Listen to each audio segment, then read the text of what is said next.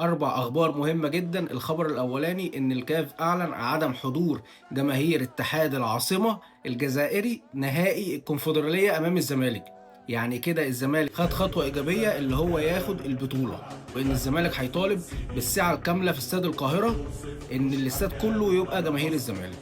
الخبر رقم 2 إن فرجاني ساسي تنازل عن 600,000 يورو في قضية تبع الفيفا، وإن فرجاني ساسي بيثبت إن هو زملكاوي أصيل.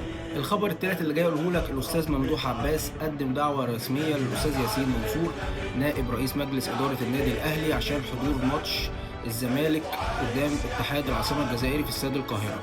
الخبر الرابع اللي جاي أقوله لك إن لجنة البتنجان ادت الشناوي مباراتين إيقاف بدل 4 مباريات، ودي حاجة غريبة ما شفناهاش في العالم كله.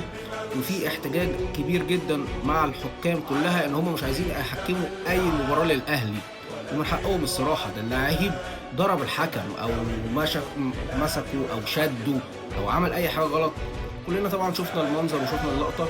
فحاجة غريبة إن لجنة البتنجان بتخفّض العقوبة لمباراتين، مش عارف ليه بتخفّض العقوبة.